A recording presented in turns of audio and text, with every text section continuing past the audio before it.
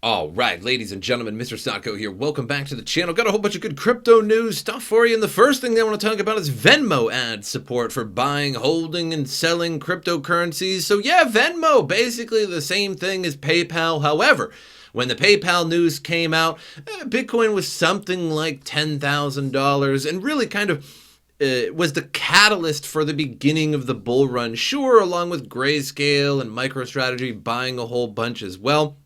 But this is fairly big news. I don't think it'll be as big as news as PayPal, even though it's literally the same thing except just on your phone. Venmo is adding support for cryptocurrency starting today. The company says it will begin to roll out the ability for Venmo's more than 70 million users to buy, hold, and sell cryptocurrencies directly in the app, similar to support Venmo's parent company PayPal added last year. Initially, Venmo will support 4 types of crypto: Bitcoin, Ethereum, Litecoin, and Bitcoin Cash, the same that PayPal offers its US users. Because Venmo and PayPal, what's the difference? The company had already announced its plans to introduce cryptocurrency on Venmo in 2021. Both Venmo and PayPal support for crypto come by way of partnership with the Paxos Trust Company, basically the company that holds all of their cryptocurrency. Though there isn't much differentiation between what both PayPal and Venmo offer users today, the company explains that the move is more about getting cryptocurrencies in front of a separate and arguably younger audience. While there is some overlap between the bases, there are also a lot of customers who discreetly either PayPal or Venmo, who either use just one or the other. Venmo general manager and SVP says, so this ultimately gives us a new group of customers who aren't using PayPal day in and day out, the ability to access crypto through Venmo. And they got a point there. There's a lot of people that use Venmo that don't use PayPal, even though, again, it's like literally the same thing, except on your phone, even though PayPal can be on your phone. So I don't really get the difference between it. However, this is pretty big, I suppose. The PayPal news back in the day was even bigger. I don't think this will be as big as the PayPal news, again, even though it's the same thing, but still pretty good news regardless. Moving on, China calls Bitcoin and stablecoins investment alternatives for the first time since crypto crackdown. So during a panel hosted by CNBC at the Bao Forum for Asia, Libo is now naming Bitcoin with the investment alternative term for the first time since the crackdown. However, he made some clarifications on the meaning of his stance towards cryptocurrencies.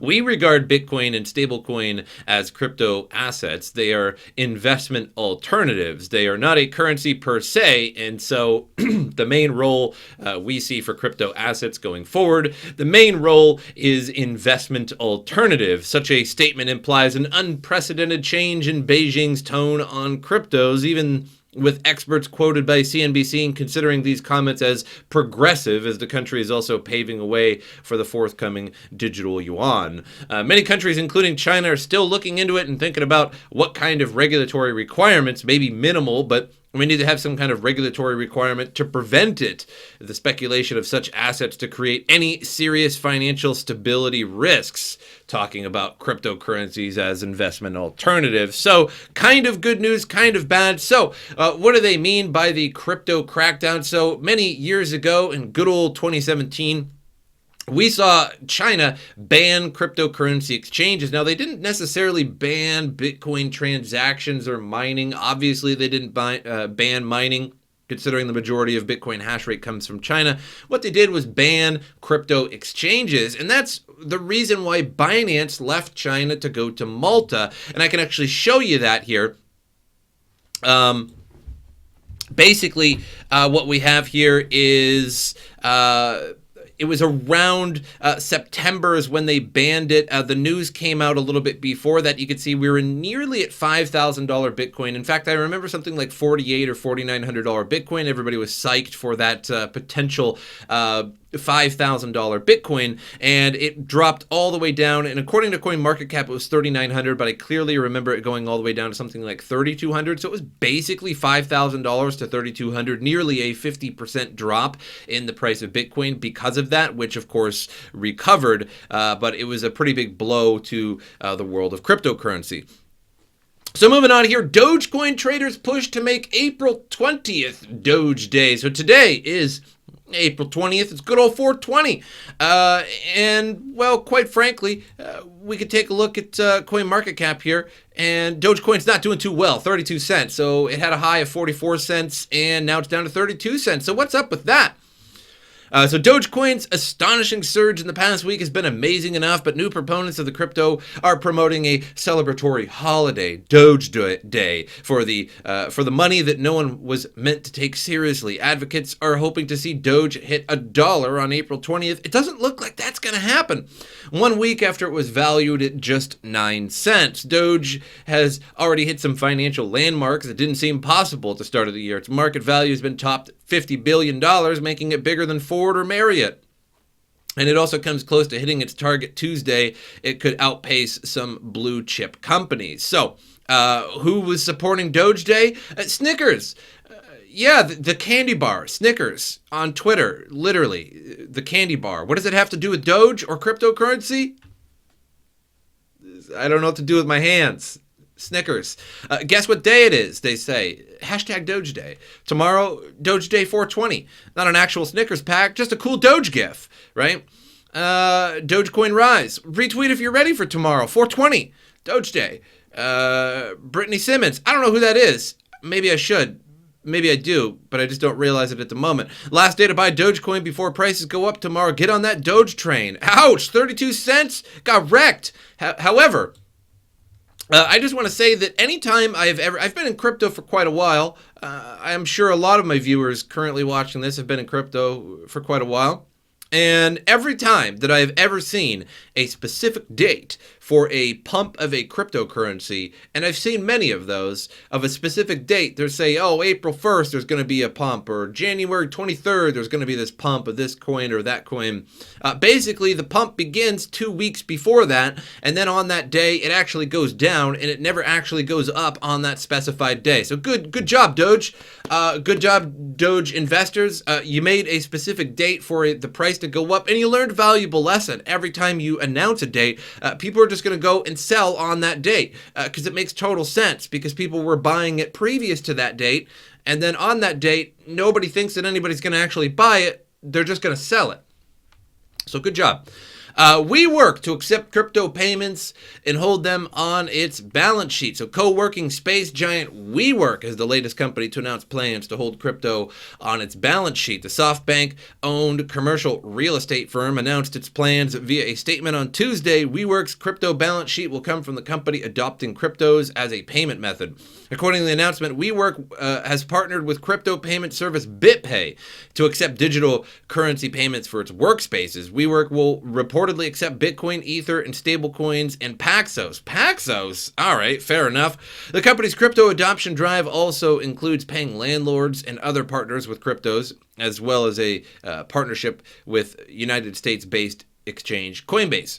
WeWork's announcement has revealed that Coinbase will become the first WeWork tenant to pay for its services with cryptocurrencies. For WeWork CEO, the decision to adopt crypto payment ties and the company's increased patronage by fintech startups, it only makes sense for us to expand on the optionality we provide by adding cryptocurrencies as an accepted form of payment. So, this actually confuses me a little bit. So this is kind of big news. It's been all over the place, you know, a new company willing to accept and buy cryptocurrencies and put them on its balance sheet. However, they're partnering with BitPay. And the idea with BitPay is that when you pay somebody cryptocurrencies and they accept it through BitPay, BitPay accepts the cryptocurrency on their behalf, and then sells it, and then gives that company the fiat. So are they actually going to have cryptocurrency on their balance sheet? They're also partnering with Coinbase, so that could arguably hold the cryptocurrency for them. But if you're going through BitPay, does BitPay only convert to fiat? Because as far as I'm concerned, and as far as I know, BitPay only converts cryptocurrency to fiat. So are they actually going to have cryptocurrency on their balance sheet, or are they just going to accept, I gotta do this real hard, accept cryptocurrency and then just accept the fiat? Hard to say. We're going to skip the next article and we're going to kind of do it in reverse here because it's kind of the same thing that I'm talking about here. Newegg shoppers can now pay with Dogecoin. So I got a little story about Newegg and Bitcoin. So basically Newegg started accepting Bitcoin through BitPay. So basically they're just accepting fiat and BitPay is accepting the cryptocurrency. So no, Newegg doesn't accept cryptocurrency. They just accept BitPay, which is not the same. And I tried to buy 2 graphics cards one time. They were each $700 or something like that. And I paid twice with Bitcoin, with 2 separate transactions with Bitcoin. So it was like $1,400 in Bitcoin, cost me $30 in fees per transaction. So $60 in fees. And then Newegg apparently just said I underpaid them. Which, no, I didn't. I seen the grand total, paid them the exact amount that the grand total requested through BitPay, and then they canceled it and sent my transactions back. So that was another $60 in transactions. So I didn't get any GPUs, and I gave all the miners of Bitcoin $120. So that was real fun. So I don't like BitPay one bit, but now they're accepting Dogecoin. One of the leading tech-focused e-retailers in North America today celebrates Doge Day by announcing that the company now accepts Dogecoin as an official payment method on Newegg.com. Newegg has been quick to embrace the shift to cryptocurrency. In 2014, the company was the first major e-retailer to accept Bitcoin for purchases made on the Newegg platform. Similarly, Newegg is among the first to enable customers to pay with Dogecoin while shopping online. So, yeah, they accepted Bitcoin in 2014, then they stopped accepting Bitcoin.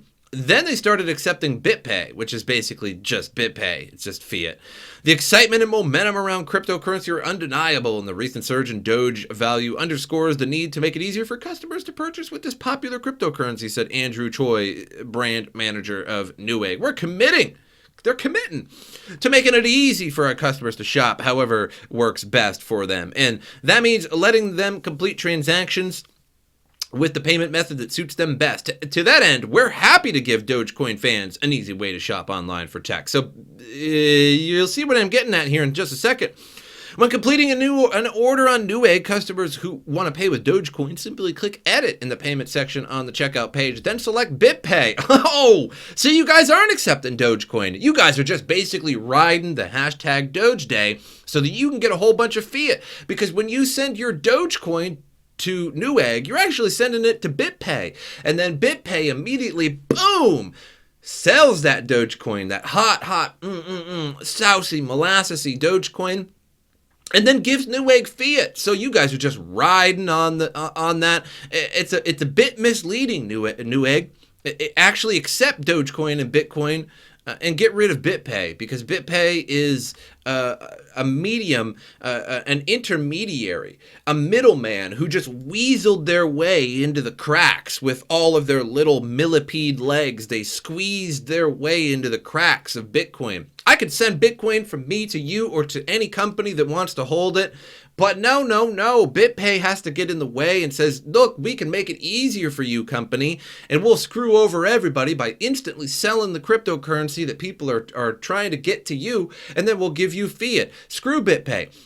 BitPay, I hope you burn in a fire. I hope you're accidentally driving your Porsche along the California coast, and you were driving a little bit too fast on cold tires, and you accidentally went over the guardrail and slammed over and over down a 222-foot cliff. That's what I think of BitPay. Moving on, phone giant Deutsche Telekom invests in Cello's crypto network. So Deutsche Telekom also uses Chainlink as well for their oracles.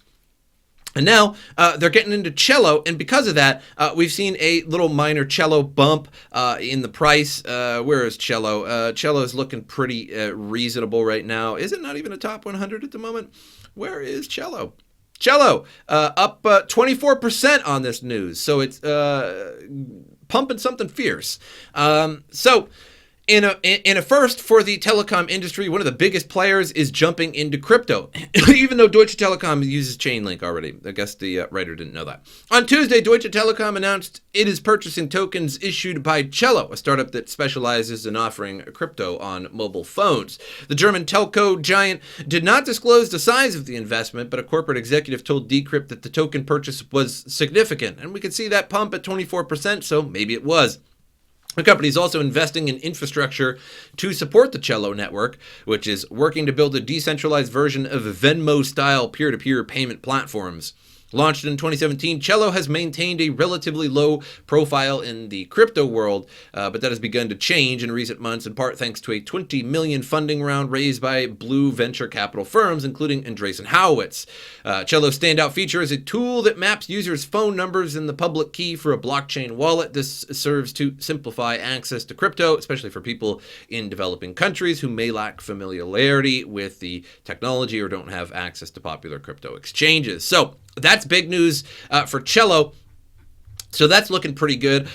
So far, Bitcoin hasn't quite recovered from the crashing that occurred and brought it down to something like 52,000. And that was due to blackouts in China. It lowered the hash rate. People got spooked, started selling off, et cetera, et cetera. I made a video on that recently. Ethereum, 2,200. Binance Coin still at third place, which is just an absolute disgrace on the crypto world with their centralized coin. But, right, I guess it doesn't even matter anymore. Like, nobody cares anymore. Polkadot, $34. But everything looking still pretty good. Still a $2 trillion market cap. We've lost, 100 or 2 billion with this dumping here, but we'll have to see how it all goes. Gas at 356 Gwei, my God, fast 424. Jeez, oh man. I didn't even notice that earlier, but that is some insane. Is that all-time high gas prices? That has to be all-time high gas prices. Wow, wow, wee wah. But that's all I have for you guys. Make sure you like, subscribe, share the video. That helps me out a lot. My social media in the description below. Channel memberships are active. Become a channel member, and you get a Cool Beans badge. You look 32% cooler when you comment on the channel when you have your Cool Beans badge, and that's big gains. But that's all I have for you guys. Hope you enjoyed it, and as usual, I'll see you guys next time.